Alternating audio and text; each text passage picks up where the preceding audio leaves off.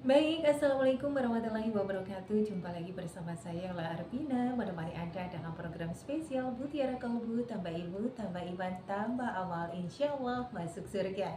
Baik sahabat Yola, dimanapun Anda berada, tentunya di kesempatan hari ini, seperti biasa kami hadirkan program Mutiara Kalbu yang akan menemani Anda 1 jam ke depan bersama para penyuluh agama dari Kementerian Agama Kabupaten Oku Tibur.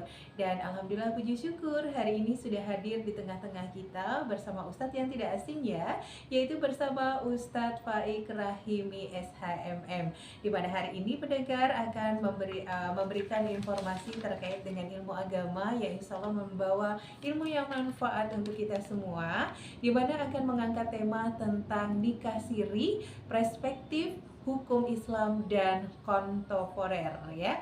Mudah-mudahan informasi ini menambah ilmu pengetahuan kita dan manfaat ya. Jadi jangan kemana-mana, kita ikuti bersama kajian bersama Ustadz Faik Rahimi. Silakan Pak Ustadz. Waalaikumsalam warahmatullahi wabarakatuh. Alhamdulillahirabbil alamin. Wassalatu wassalamu ala asrofil anbiya'i wal mursalin Sayyidina wa maulana Muhammad wa ala ali Sayyidina Muhammad. Rabbi israh li sadri wa yassir li amri wa halul 'uqdatam min lisani yafqahu qawli, amma ba'd. Hadratul tim, para alim ulama, para tokoh agama, tokoh masyarakat, wabil khusus kepada Bapak Bupati dan Bapak Wakil Bupati Kabupaten Oku Timur yang kami hormati, Bapak Kepala Kantor Kementerian Agama Kabupaten Oku Timur, dan yang kami hormati pada Direktur LPPM Radio BKM Oku Timur, dan yang kami hormati Kepala Kantor Badan Amil Zakat Kabupaten Oku Timur, dan tidak lupa kepada pembawa acara kita yang setia menemani kita, Mbak Yola. Terima kasih. Yang nanti sampai akhir acara menemani kita untuk sedikit berbagi tentang materi yang nanti akan kami sampaikan. Dan tidak lupa juga kepada seluruh pendengar radio BKM, baik di kendaraan, baik di rumah atau dimanapun berada, yang telah mendengar acara radio Mutiara Kalbu ini. Mendengar radio BKM yang insya Allah dirahmati Allah Subhanahu wa Ta'ala, alhamdulillah di kesempatan pagi menjelang siang ini kita masih diberikan nikmat yang begitu luar biasa. Banyak nikmat-nikmat yang sudah Allah berikan kepada kita. Nikmat kesehatan, nikmat keimanan, kesempatan, dan banyak-banyak nikmat yang lain yang sudah Allah berikan pada kita. Salawat serta salam dan kita tidak lupa aturkan kepada junjungan kita, Nabi Agung, Nabi besar kita, Nabi Muhammad sallallahu alaihi wasallam. Dialah Nabi akhirul zaman, Nabi yang telah membawa kita dari zaman yang gelap gulita, zaman yang jahiliyah, menuju zaman yang terang benderang seperti sekarang ini. Beliaulah nanti yang kita harapkan syafaatnya nanti sampai yaumul kiamah. Amin. Amin. Pendengar radio BKM rahimakumullah, tadi sudah disampaikan pada bahwa acara radio ini Mbak Yola, tema yang insya Allah nanti saya sampaikan yaitu nikah siri, perspektif hukum Islam kontemporer. Jadi kalau kita melihat tema ini pasti dan sering mungkin kita jumpai kasus-kasus dalam masyarakat, banyaknya akibat dari nikah siri, akibat dari adanya nikah yang mungkin tidak disetujui atau tidak tahu pernikahan sebelumnya, atau atau dirahasiakan. Nah, inilah yang nanti kita akan bahas bersama-sama. Pendengar radio BKM rahimakumullah, jika kita melihat dari kata nikah siri sendiri itu berasal dari dua kata, yaitu nikah dan siri atau kawin siri. Nah, kawin sendiri atau nikah itu memang adalah anjuran, bahkan agama Islam itu sangat lengkap. Artinya agama Islam itu dari kita bangun tidur, sebelum tidur bahkan sampai bangun tidur dan seterusnya, Islam sudah sangat lengkap itu mengajarkan kita. Bahkan dalam perkawinan, hubungan kita dengan lawan jenis pun Islam sudah menganjurkan atau mengajarkannya. Begitu juga dengan perkawinan, karena setiap manusia itu pasti akan membutuhkan orang lain. Begitu juga suatu pasangan, ya, pasangan baik itu laki-laki maupun perempuan itu saling membutuhkan.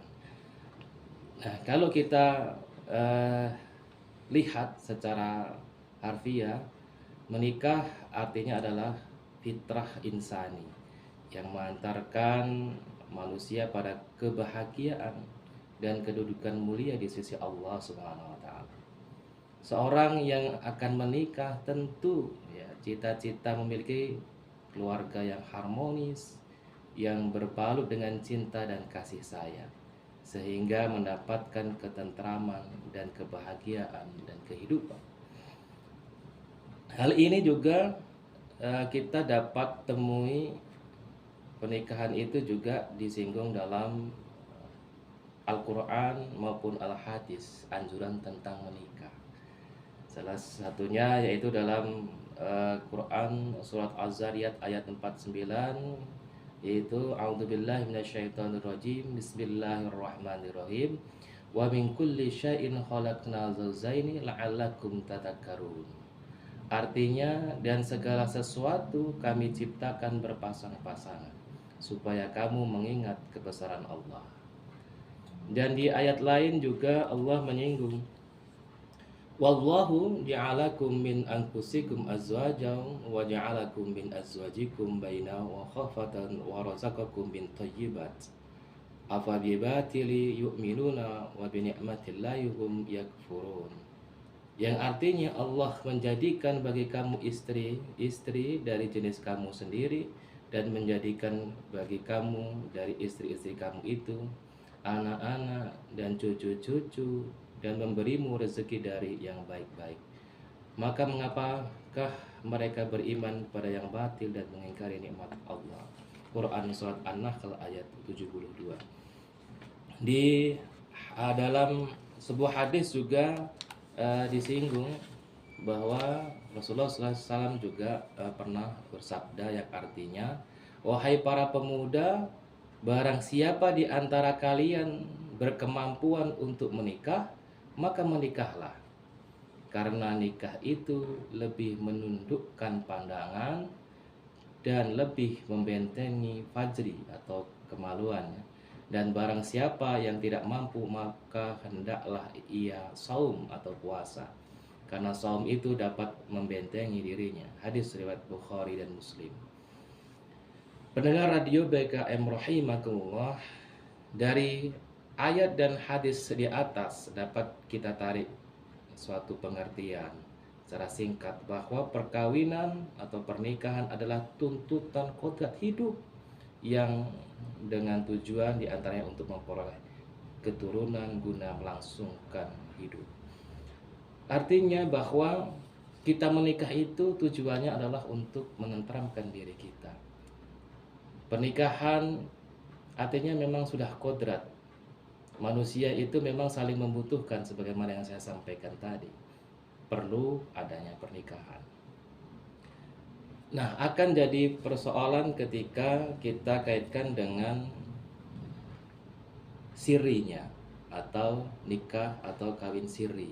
Nah, siri sendiri ini adalah kalau kita lihat dalam suatu pengertian dalam Kamus Besar Bahasa Indonesia, sirri itu adalah rahasia atau dalam bahasa Arab bisa dikatakan sirrun atau rahasia. Nah, kalau kita artikan, kita gabungkan nikah siri itu adalah nikah yang dirahasiakan. Banyak faktor atau sebab orang itu melakukan nikah siri. Mungkin ada beberapa alasan yang mereka mungkin menjadi alasan mereka untuk nikah siri. Bisa jadi karena adanya MBA, married by accident, atau hamil duluan kan gitu. Kemudian karena mungkin belum cukup umur, yang memang dalam aturan hukum saat ini ya di Undang-Undang Nomor 16 tahun 2011 itu batasan minimal pernikahan itu 19 tahun, baik laki-laki maupun perempuan. Nah, mungkin karena adanya kasus itu belum dewasa, belum boleh menikah, akhirnya nikah siri. Dan mungkin ada sebab lain, misalnya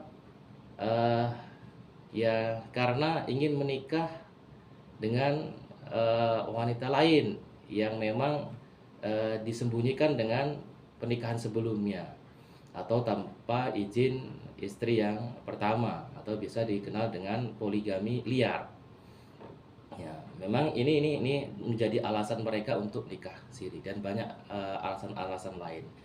Terlepas dari alasan itu, kalau kita lihat nikah sendiri ini memang banyak sekali mudorotnya atau banyak sekali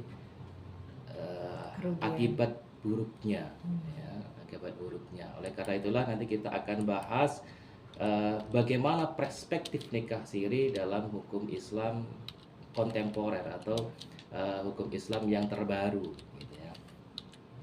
Nah, nikah siri sendiri yang sudah saya sampaikan tadi, ada beberapa akibat atau permasalahan ketika memang nanti terjadi pernikahan siri. Apa saja permasalahannya? Bisa jadi yang dirugikan adalah pihak perempuan. Kenapa demikian? Karena dengan tidak adanya nikah buku nikah atau yang tidak tercatat di kantor urusan agama, maka si wanita tadi tidak memiliki bukti atau buku nikah, ikatan nikah tadi. Akibatnya apa? Ketika misalnya mungkin terjadi salah satu yang meninggal, maka tidak dapat warisan atau tidak dapat bagian hartanya. Begitu juga dengan mungkin anak yang timbul adanya perkawinan siri itu. Apa akibatnya? Akibatnya anak itu pasti tidak bisa memiliki akte lahir. Nah, itu.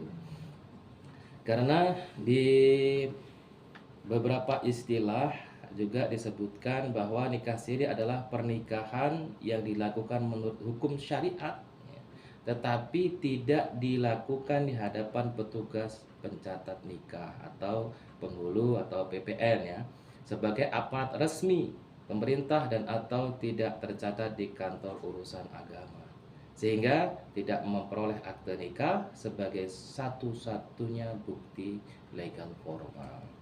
Nah, kalau kita lihat dari pengertian ini, maka nikah siri sebenarnya bertentangan atau tidak sesuai dengan Undang-Undang Nomor 1 Tahun 1974 tentang perkawinan yang berlaku efektif sejak tanggal 1 Oktober tahun 75. Di situ undang-undang menerangkan dan menegaskan bahwa perkawinan itu harus tercatat. Artinya tercatat, artinya ya ada bukti formalnya, apa bisa akte nikah atau buku nikah. Ya, kalau akte nikah itu biasa yang diperoleh dari perkawinan non Islam. Kalau buku nikah itu adalah menikah di kantor urusan agama. Pendengar radio BKM rahimakumullah, kalau kita lihat dari pernikahan atau nikah siri sendiri, kita dapat sedikit menarik beberapa hukum tentang pernikahan siri tersebut. Jadi apakah, mungkin pertanyaannya, apakah sah nikah siri menurut hukum Islam? Nah, itu mungkin yang sering terjadi pertanyaan. Nah, kalau kita lihat pertanyaan tersebut, maka kita harus pelajari terlebih dahulu apa? Yaitu syarat dan rukun perkawinan ya menurut hukum Islam tersebut. Apa syarat dan rukunnya? Ya, syarat dan rukunnya yang pertama adalah harus adanya calon pengantin laki-laki dan calon pengantin perempuan yang telah akil dan balik, artinya sudah dewasa. Nah, kalau kita kaitkan dengan aturan yang sekarang, artinya aturan dewasa menurut hukum positif kita 19 tahun tersebut. Kemudian syarat yang kedua adanya persetujuan yang bebas antara kedua calon pengantin tersebut. Yang ketiga, harus adanya wali nikah bagi calon pengantin perempuan. Harus ada 2 orang saksi laki-laki muslim yang adil. Yang adil artinya ya orang yang soleh, tidak mungkin seorang pemabuk jadiin saksi, itu tidak boleh. Kemudian syarat yang keempat, harus ada mahar atau mas kawin yang diberikan oleh pengantin laki-laki kepada istrinya. Kemudian syarat yang kelima, harus ada ijab dan qabul antara pengantin tersebut. Nah, itu. Nah, kalau kita melihat syarat-syarat tersebut, secara agama mungkin sah-sah saja, karena mungkin harus ada wali, kemudian saksi, clear secara agama, syariat. Cuma kalau kita kaitkan dengan hukum positif, maka ini akan bertentangan. Nah, kita lihat lagi ada beberapa pandangan ulama tentang nikah siri. Pandangan mazhab Hanbali dan mazhab Hanafi. Jadi pernikahan siri itu suatu pernikahan yang syarat dan rukunnya terpenuhi, maka sah ya menurut agama Islam. Walaupun pernikahan itu adalah pernikahan siri. Ini menurut mazhab Hanbali dan Hanafi ya. Sah-sah saja karena sesuai syarat dan rukun agama. Ada lagi menurut fikih Maliki, jika terjadi kesepakatan antara suami dan para saksi untuk menyembunyikan pernikahan dari khalayak manusia atau dari sebuah kelompok, maka pernikahan tersebut batal. Ini yang dikenal sebagaimana yang telah dijelaskan dengan nikah siri, yaitu suami berpesan kepada para saksi agar pernikahan tersebut dirahasiakan dari istrinya, sebuah komunitas, keluarga, atau istri sebelumnya. Itu jika penyembunyian tersebut khawatir dari orang zolim atau semisalnya, hukumnya adalah wajib membatalkannya ya. Kecuali jika telah terjadi berhubungan suami istri tadi. Jadi menurut fikih Hambali, fikih Maliki, maaf. Kemudian menurut ulama termuka ya, yang membolehkah nikah dengan cara siri, yaitu pendapatnya Yusuf Qaradawi, yaitu salah seorang pakar muslim kontemporer terkemuka. Ia berpendapat bahwa nikah siri itu sah selama ada ijab, kabul, dan saksi. Baiklah sahabat dimanapun Anda berada, terima kasih sudah mengikuti kegiatan hari ini. Semoga bermanfaat dan insya Allah lain waktu kita akan jumpa lagi dalam spesial acara selanjutnya ya. Dan untuk semuanya yang ucapkan selamat menunaikan ibadah puasa di bulan suci Ramadan 1444 Hijriah. Semoga puasaku, puasamu, dan semua ibadah di bulan suci Ramadan ini bisa diterima oleh Allah Subhanahu wa Ta'ala. Amin ya robbal alamin. Sampai jumpa. Wassalamualaikum warahmatullahi wabarakatuh. Bye bye.